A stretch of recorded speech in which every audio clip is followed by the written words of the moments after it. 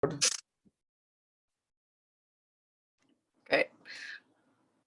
Okay. There we are. Hi. Hi, everybody. So you guys were gonna start this. Jenny had this set up for you guys to conversate. I don't know what that's what you were saying, Jimmy. What was the roots of some of that? It's just kind of to talk about the process of. Well, the original email talked about our overlapping urgencies and joys, Peter. Mhm. Oh, From Jenny. That was Jenny's Language. those are Jenny's words. Mhm. yeah.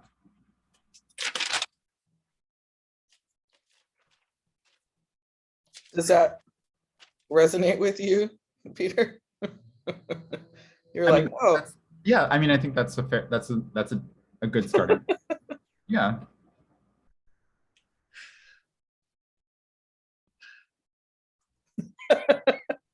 Well, I wrote down some questions for Peter.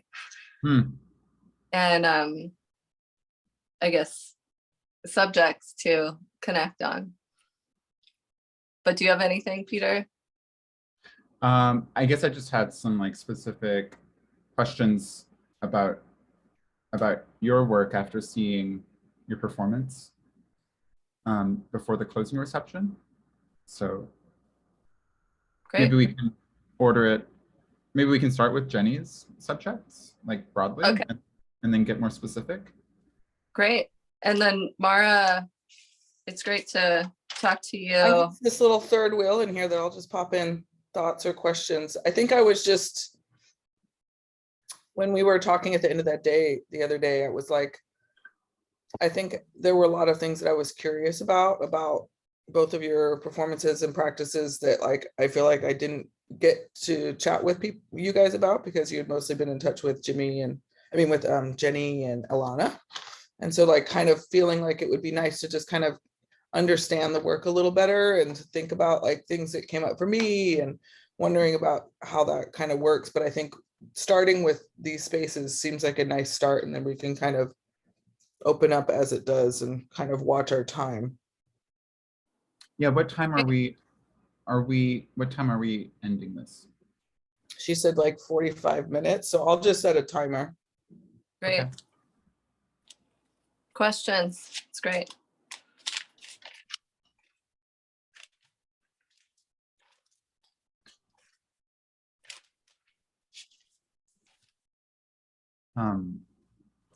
Yeah, I think overlapping urgencies, that's interesting. I mean, Jimmy, what do you feel is like an urgent part of your work? Maybe I can start with the joy part. Okay. I just love to dance. And performing, I have lots of questions about. There is a certain joy I have with performing that feels like it's otherworldly or has otherworldly possibilities. And it's expansive and it changes my reality and it changes my chemistry, and I love that. I just really do love to dance, and I feel very protective of my joy with dancing. What does it mean to be protective of the joy? Well, I think just really with the work of the body, trying to listen to my own intelligence that is inside my body, but also how I connect to the universe. So it's both, it's inside and outside. And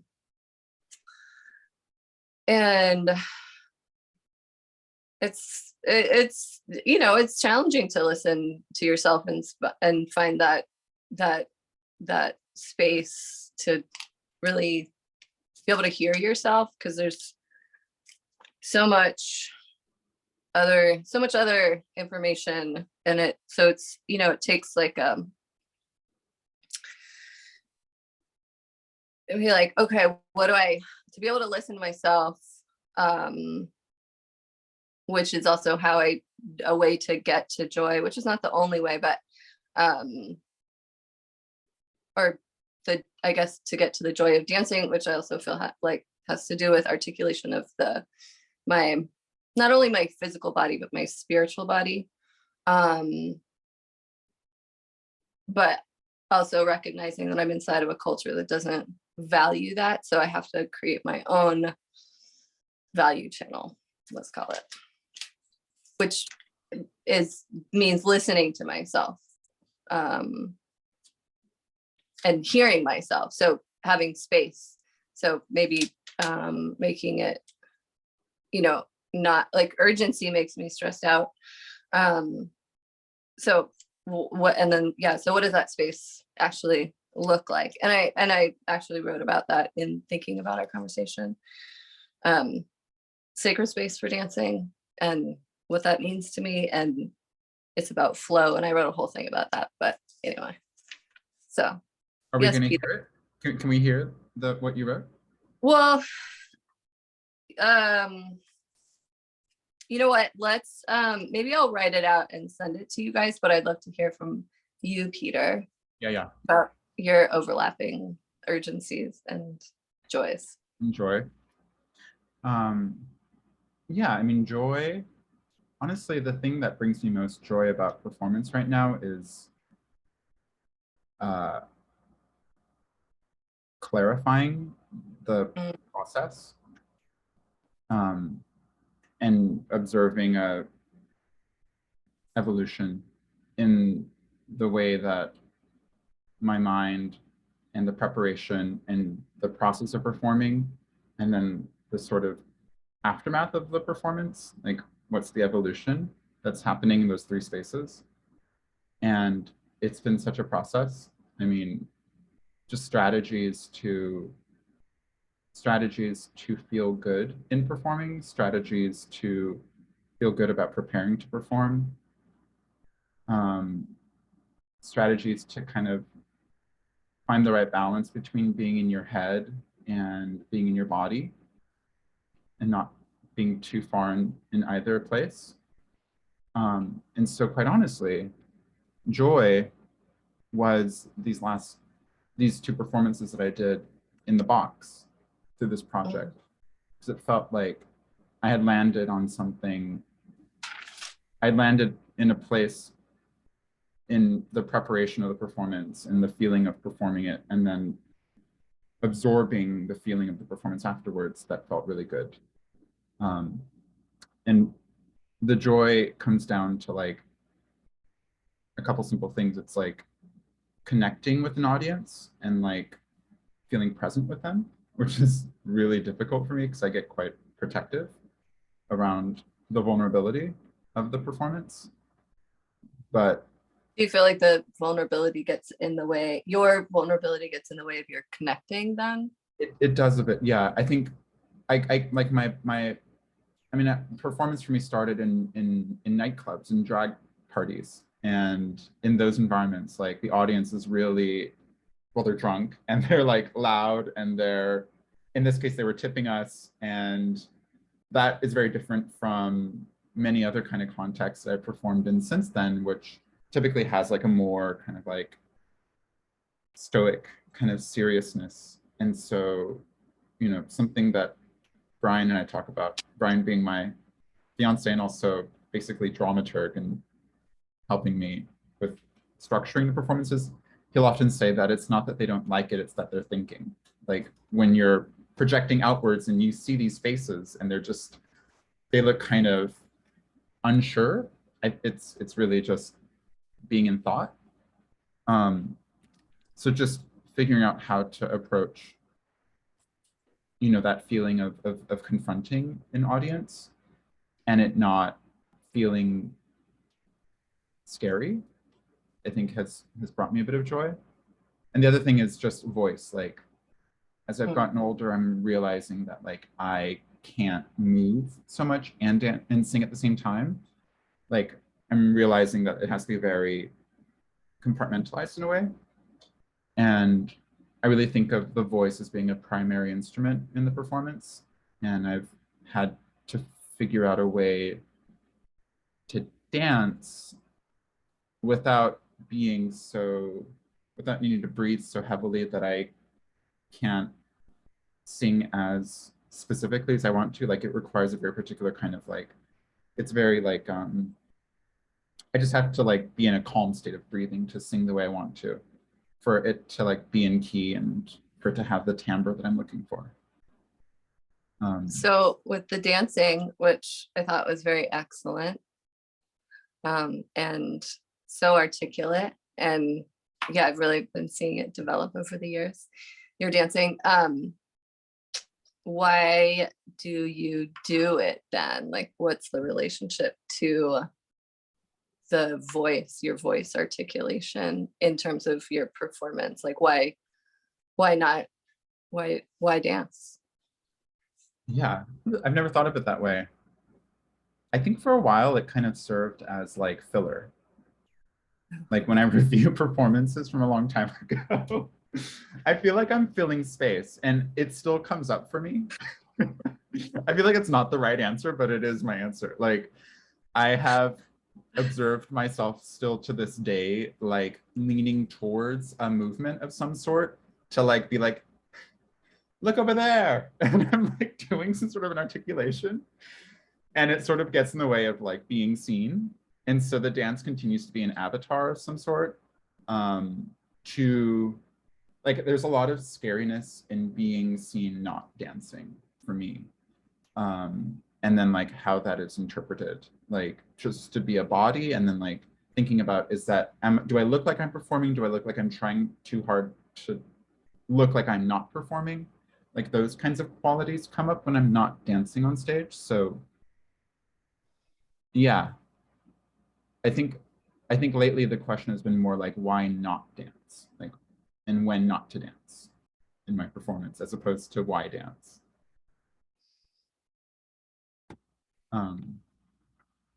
How do you feel when you're in your body when you're singing? Like, yeah. I feel like that's one of the high feelings of the performances, when I'm able to access a place where I'm singing. I want to reach the place where it is observed and felt that I am feeling the music. And I think that's like a whole quality of performance, is to observe someone feeling the words and there being this sort of like a felt magic of them articulating the words and singing it. Like, I think I'm learning more and more that that's an exciting experience. Well, and I always feel like with the voice, and you feel it very much in your performances distinctly between the times when you're moving and dancing and vocalizing, that you feel the vibration of the vocalizing in a way that's different. That's kind of an interesting thing. And actually, Jimmy, with you, it's like when you performed with Tara Jane, like with the music, right? The vibration of the sound with the movement on top of it, it's like creates these other layers when the audio starts to happen. Like, I actually really enjoyed like the one really quiet performance, Jimmy, that you did with Perrin that we did with the camera, with the jumpsuits that you guys did together, like that was super quiet. There was something about that was also really powerful. And then I noticed the differences because the other two had sound in these different ways, and like recognizing the way that sound and audio kind of interface with the movements and affect the kind of different tonalities of it, and I feel like with you, Peter, like that stopping in the performance is interesting to hear you say, like, you have to find the spaces in between to let yourself pause, to hold the voice, to give yourself that space, that there's two distinct spaces as opposed to trying to like compound them, or like build on them, that it's a little, it doesn't work to do that for you, that it's better to like keep those things in distinct spaces or something, you know? Yeah, I think just in this current, but there is also a part of the performance where I am moving and singing, Yeah. but that one is different because the movement doesn't feel so strenuous. Mm. It's more like stepping to me, stepping from 4 steps that with singing. So Mhm. yeah. I would be curious, you guys kind of both brought up this idea of like protectiveness or being protective of the both of kind of the of yourselves and the movement and the dance and the space.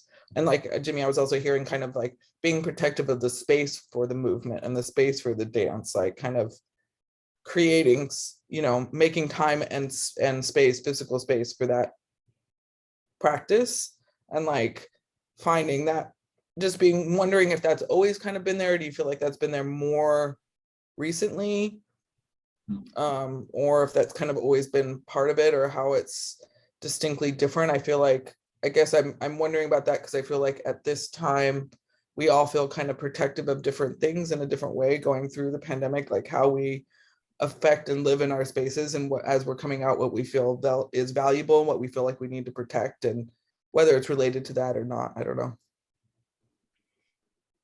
I feel like, I feel like my toolbox for building my house of protection has gotten better and also different as I've gotten older.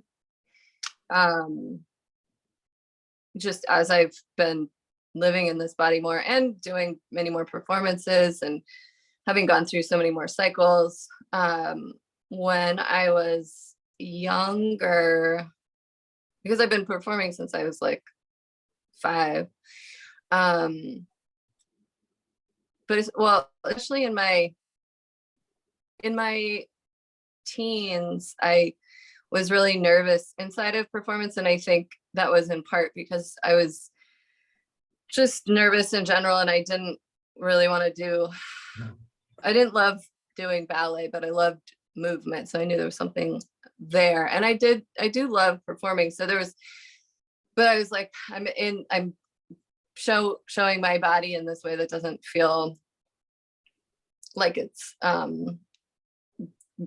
like I could give or connect in ways that I want. Like it was a false performance, or partially false in a way, because I was manipulating my body in a configuration that I didn't really agree with. And then in my 20s, I found other kinds of dancing in New York, and I really liked to work with choreographers that were at the beginning of their not creative process, but like their beginning of their careers making work. So there were a couple different people that I worked with that I really felt like I was giving them my body to, and they didn't know what they were doing yet. And so I also had experience working with material that it was like given videos and be like, just learn this person's part in the side studio and perform it, you know, exactly like this person, which was awful.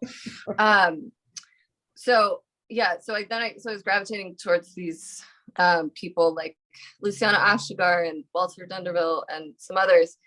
And in this space where they didn't know what they were doing, and they didn't have set ways of choreographic structures. And so I loved giving my body over to them. And I would make up different names that I felt like would go along with their process.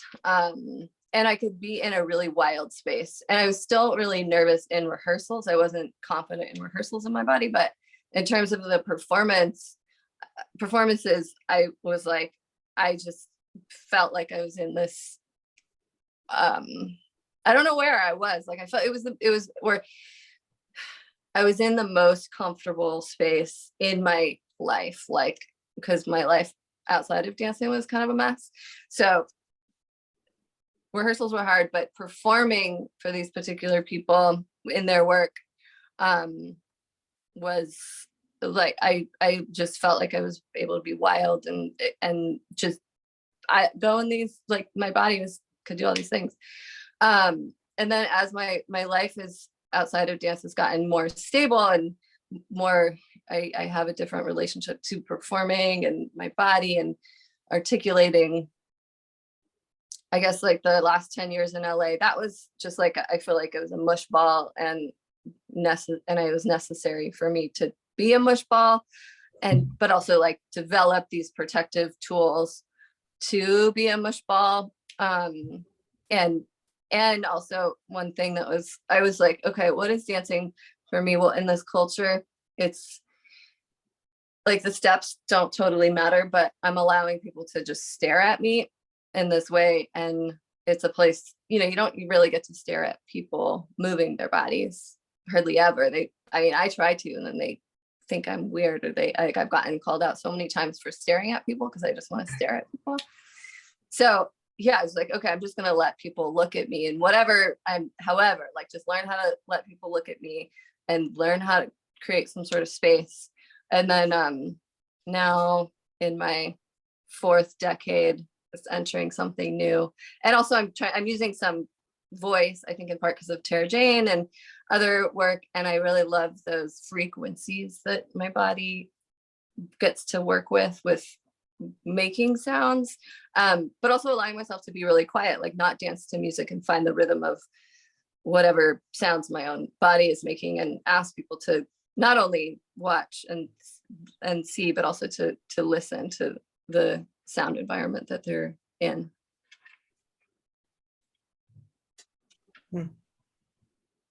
So there's a new practice that you're working with where you're vocalizing also? Yeah, I've been doing some vocalization, which, and maybe in a way it's like, or working with sound in a different, in a way, like the thing that I did with Perrin developed to be, we started working with Tara Jane but it just didn't, we were also trying to work with the rhythm and the thing, like the relationship with somebody else who's making music. I love it. And it's so fun and inspiring, but then it's like you don't hear your own rhythm that's coming through your body and you're not able to work with it. Like I was like, oh, if I'm left to my own devices, my own rhythm, I'm so boring. I just do this like really boring monotone kind of like, I love 5s, and it's just like 1, 2, 3, 4, 5. And it's just like, so I'm like, okay, how can I, like, what rhythms are in my own body? And how can I like ask my body to go to do different rhythms, just with my own, like the sounds that, because also, okay, so the thing that happens in performance that I think a lot of people don't realize is that there's all these sounds that are really close to you. And, like people do contact mics and stuff like that, but it's really like, if you experience this, like you make so many sounds, but the audience can't really hear them. Like your body makes so many sounds with fabrics and like against the floors and the breathing and all this stuff. Like you're really loud, like right around your body in performance. Like I'm sure you experienced that, Peter. Like I like that. That makes sense. It's not something you think about not as a performer. Like it's not something that's occurred to me, but it makes a lot of sense. It's interesting. Like the internal sounds of your body.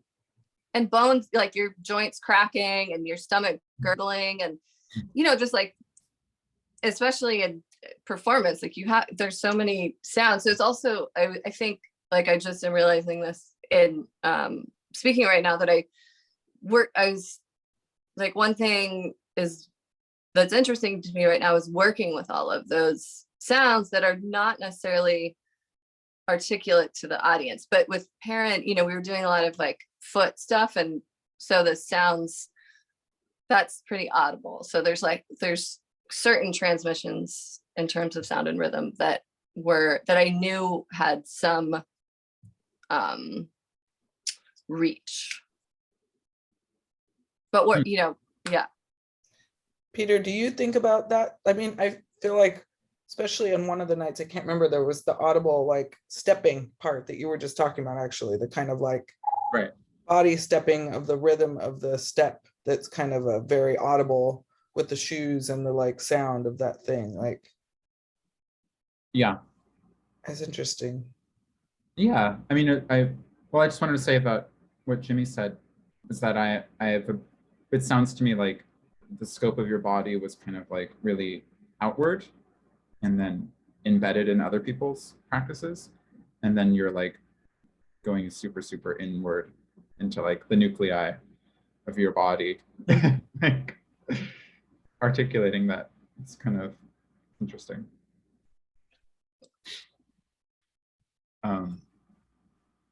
But yeah, I mean, I think that like the movement in my body is almost like part of the music as well. Like it, especially when I'm allowing my body to move in a more improvised manner, it tends to pick up the sort of like the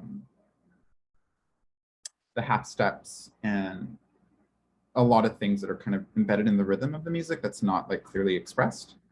And it's not kind of responding to the strict measures, but it's actually finding the sort of spaces in between in a natural way. So that's one interesting thing that like comes up in terms of like music and body and sound. But I think it's also inherent because I'm producing the music, or I had produced the music and it's playing, and then I'm so deeply familiar with it that there's this kind of like interplay that happens there. So I think what you were saying, Jimmy, about when you're working with Tara is that maybe there isn't a lot of kind of like anticipation of what Tara's doing, but then there's all this information that's going on in your body that, and then they may not be on the same measures, for example, like your body might want to do a 5/4 measure, and then Tara's over here doing a 3/4 measure. So there is that asymmetry sometimes. Can I ask you a question, Peter? Yeah. Do you find that happening with your own music and self and performance, like that interplay of like, oh, my music is doing this? Because also you have pre-recorded. How does it work? You have like the pre-recorded tracks or backing tracks, right? Or backing sounds, instruments, and then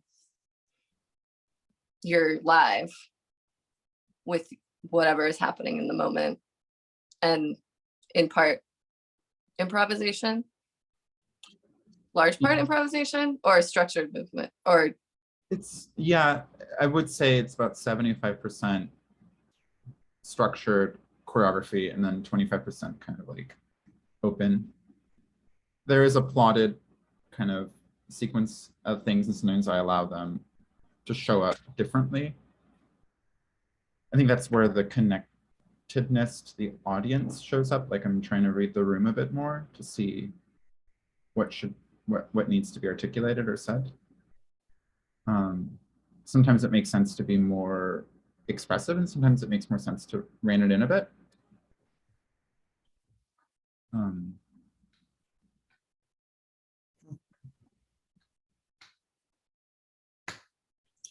But I mean, just back to like what Mara was saying about protectiveness, you know, I think something that shows up between you and I, Jimmy, is that we do come from a place of space making. Like I think that is really a context that absorbed a lot of my energy and also gave me a lot of energy for quite a few years, initially here in LA. And that kind of subsided just before the pandemic. And so, you know, I am feeling, because realistically, it's been 2 years since then. And I've gotten older, and my performance does involve so much of my body and my energy. And I'm observing kind of like an urgency to protect this vessel, you know, and its ability to reach outward. And also I'm observing like a urgency to professionalize and articulate more clearly what it is to the different kind of audiences. So, you know, that is sort of an ongoing question. It's like, how much do I want to protect in terms of my time? So I do still feel a desire to create space and to, as I'm like leaning more and more into a more sort of mainstream underground space, having like released this thing on Leaving Records and like observing what's happening in these music spaces, I'm like, there are all these amazing, way under the radar, like experimental, queer, marginalized artists who don't necessarily have this platform, and then wanting to create space for them because I actually feel more aligned and in community with them than I do in the other spaces that I'm like getting more access in, you know? So I do wonder, I feel like protectiveness is like something for me right now that's extending beyond the self and into a sort of, it's always trying to find space for the other, you know? And I'm like trying to figure out, yeah, how to negotiate that right now. But what does that mean to you, Jimmy? Like having created space for many years and then now having all this space to work on yourself, and where does protection, how have you noticed protection sort of like playing out in those different contexts? Great question, Peter. And just wanted to point out that we are all three space makers. Right. Yes. True. And it is complicated sometimes. I am, it's definitely changed, or I feel like I'm just emerging from a burnout period from space making. I learned a lot from space making, and it's an integral part of my work and practice. I'm considering how to do it in the future, and I think that I can do it better by taking this time to consider how to give, like, yeah, how to share my resources, how to use my experience in community building, like how to be really effective. And I do know that I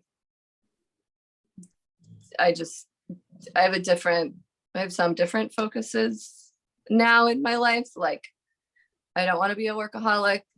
I like doing other things, and I like hanging out with Tara Jane and my dog. And so, you know, it's like creating a whole, yeah. So, and we'll see what happens. Like, I'm also just in a space of like, I don't know, see what happens with space making. And just, yeah, I really don't know totally where I'm at with that, but I do feel like not giving so much time to other people and not giving so much time. And I think one of the big problems was I was trying to fix a broken system. I mean, I consider the dance world a very broken system. And I think I know Peter in many ways was a response to that and providing a space of refuge for people that have been, including myself, in a very abusive dance world, and connecting together with, you know, the joy of dancing and not annihilating your body, not destroying your body or other people. So, but yeah, like to not try to fix, I mean, maybe this is like dysfunction kind of, you know, trying to fix a situation that can't be fixed. So what does that look like? And I'm not sure for the future. I mean, I think that's an interesting challenge. I feel like while it was a different system in a certain way in the art world of like where I'm living, I feel like that's definitely something. I don't think about fixing the system. I think about like recalibrating and like thinking about how to do what I want to do, but without sacrificing the things that people do to run a space and run a gallery and do the things that they want to do. And I think providing a space, like even doing this exhibition with Peter has been like this amazing like exploration into that of like what it means to work with a nonprofit and what it means to do all these different things. And I've definitely been exploring that, but it's hard to work against the system for sure. Like the system like sets up a very specific kind of structure that everybody just caters into and falls into. And the work I feel like I'm doing now is about trying to figure out how to work outside the system a little bit, or like think about how that, what are the other options? Like there's lots of things that exist without that, you know, but it's problematic. It's difficult because the like rigidity of something, like you're saying, like the rigidity of something is so strong coming down the line that you have to like, and even in what you're saying, Peter, a bit of like these spaces that you're interested in that are like so underground, it's like, how do you support that? Like, I'm really interested to hear your guys' thinking about like a public providing and a private providing of yourself and for yourself. And that's, I think, an interesting constant balance that we live in as humans and as space makers, of trying to find those two, the balances between those things, you know, of our personal and private spaces, and both creatively and publicly in different ways. Right. Well, I think an interesting word that came up, Jimmy, was fixing a system. And I've thought, you know, of Peter and the box as being alternative spaces. And they're not always necessarily being the same expectations as the broader systems that they may be associated with, but it having a whole different kind of set of values and possibilities, you know. And I do think that when doing those things, you know, over a period of time, it can create a space that is perceived by the broader system as being like something that they want to absorb. And we see this a lot in terms of like gentrification, and I think a lot about like fashion as well, like sort of taking from other designers and it becoming, you know. So I do think that I do also, I think it's important also to think about the way that, you know, creating alternative spaces sometimes ends up benefiting leaders of alternative spaces in accessing other things, like in larger, you know, spaces. Like sometimes I do notice that like a bit of awareness around my work comes out of having created space for so many, for those years here in LA through Practical Records, the label that I ran. And I can't discount that, you know, that as much as I may have felt that I sacrificed some part of myself in that context, it also benefited me in some way. I mean, I was thinking about that too this morning, actually, just like how, you know, it has been a shift to just focus my energies more on my own dancing and my work in that particular place, as well as like weaving and textiles. But how I think, I was like, oh, I think that I got a lot of gigs in my time in Los Angeles because I was making space and not necessarily for the work that I was doing. I think they were working together, but it's a different,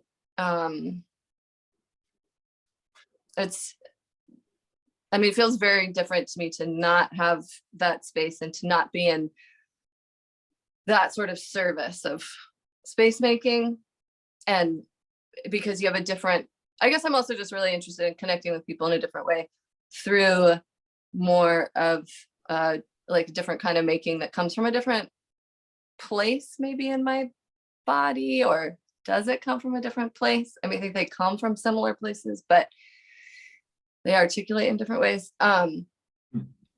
Working this one out. But also I think, you know, you're talking about clarity, Peter, in what, like one of the reasons why you make work.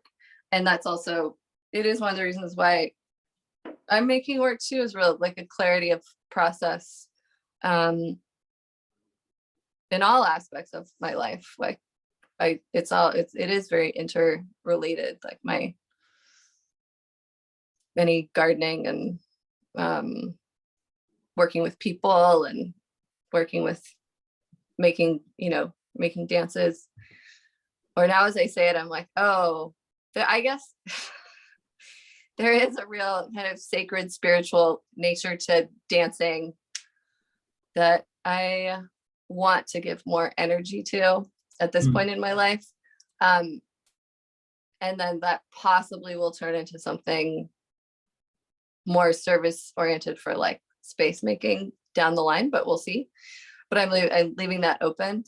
And then I also just want to say about alternate spaces. I just, in terms of the language, I've really been trying to say, like, it's not alternative. Like the spaces that we make are not alternative, because I feel like that puts them in relation to more rigid institutions. And there is, I really want to, you know, in analyzing this space making, they're not, like, to me, it's not, they're not alternatives. It is the thing. It is, and it's its own thing.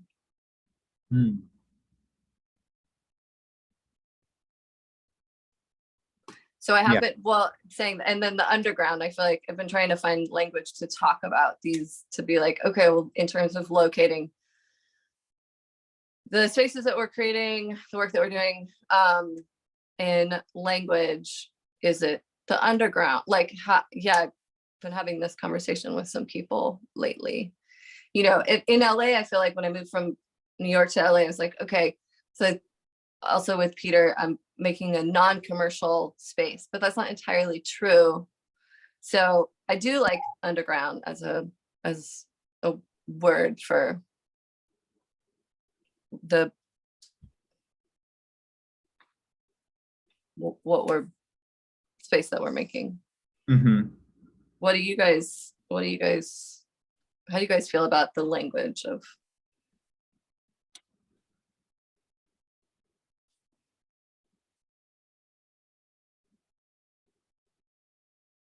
I mean, I think it's interesting to not want it to be, I mean, in a way, I think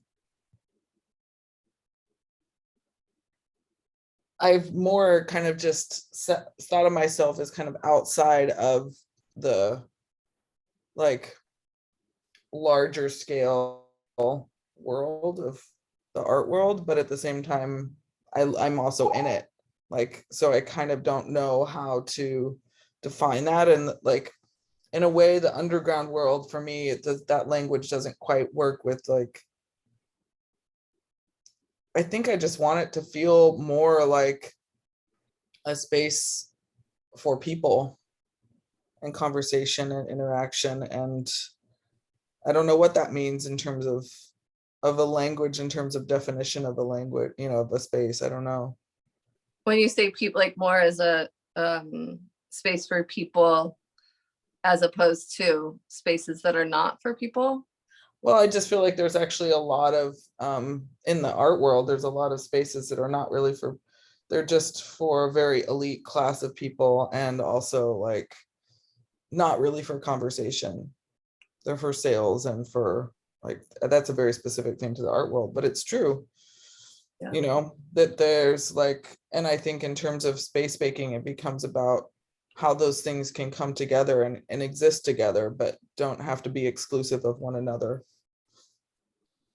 An engagement, thinking about the idea of engagement.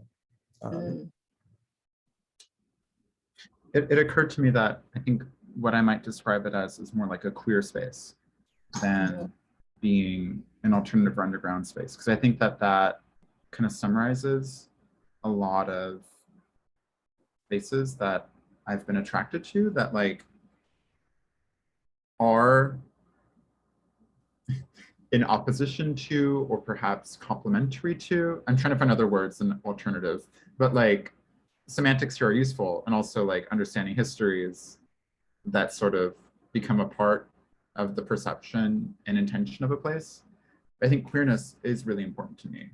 And queer space to me, you know, just to sort of return to the language of alternative or underground, or queer space can encompass all those different kind of spaces, but it has a very different quality, and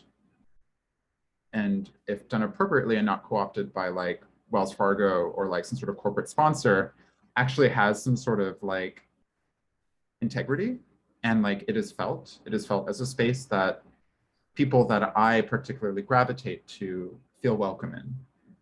And they bring all this history and different kind of sentiments with them, like very different ways of interacting, and a very different way of making sound, a very different way of expressing their bodies, talking about, you know, their stories. I think that that feels like an appropriate word to me. And I thought of Peter as a queer space, you know. Oh yeah, for sure.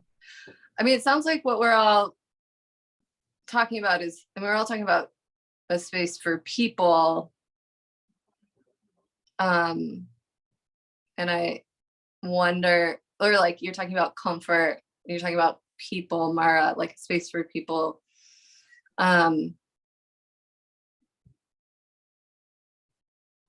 I guess, and in some ways I thought about Peter as well, I thought about it as a queer space, but also as a space where everything is alive, like the floor is alive, the spoons are alive. So not only people, so people are part of this web. And it, you know, and part of like, I've had experiences in museums in particular where as a human, as a person, I feel like an art object. I still get that sometimes here and there, but like, especially as there were some things I did later in my time in, or like towards the end of my time in New York, that was just like, oh my God, these are places that don't care about people at all. Like dancers represent people. Well, you're Well, saying that- the museum perceives the dancer as being a person? Okay, so dancers represent people, and the museums were not interested in people because they were interested in objects and the preservation of objects. So like, for instance, and I think things have changed and they'll continue to change, but like at the Whitney, dancers weren't allowed to have water bottles because it could damage the artwork. So it's just like in terms of, well, it also has to do the value system, like back to the value system again. It's like, okay, what the value system, what's the value system here? And like the AC, like the temperature of everything inside of these boxes was about preserving the art, not bodies moving. Our timer just went off, but Okay. I do have a thought that I would like to finish on that, or think about around that too, because I think that that's such an interesting thing that is shifting and changing, but it again is kind of still connected to the bureaucracy and structure of things. So things have to change from different levels of all the different worlds that like, and I think that's why something like the quote underground or alternative or queer world like spaces are live without those bureaucracy, like live without that space, and that's like the part that's maybe something interesting to think about, because it is this thing of like, you know, because even going back to the original thought of like vulnerability, like the body's being a dancer is making the body as a physical body vulnerable in a space, like as a performer and as a mover and as a breathing entity that is creating something visual for other people to see, you know, that's like a part of that there's the vulnerability and all. I don't know how that connects back, but it did in my head when I first thought of it. Mm. Yeah, alternative modes of care. Yeah. Well, I think it's like, I just am gonna say this again. I know it's just something I've been thinking about a lot, but also it's like, really, it's just like modes of care, you know, like, because I think like when we're talking about alternative modes of care, like what we're really talking about is non-care or relating to non-care. So it's or yeah, not right. like actually not happening. Care is not caring. Care To what? Care is an alternative to the non-care that exists. Yeah. Yeah. I feel like the form of care that shows up in museum contexts when you're using dance is like money.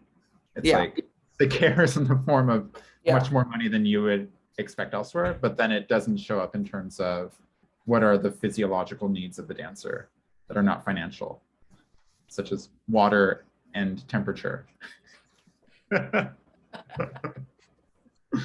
Sorry, my friend just left me a bunch of like top ramen in my. Oh, that's so nice. Talk about care. Yeah. She was just like, knock, knock, knock. Oh. Yeah. Sorry, I missed the last part of what you just said, but. We were just joking about museums, you know, giving you money but not giving you water or a temperate environment. Yeah. Cool temperate environment. Like my the Rothenberg in the corner. Hey, you gotta protect that.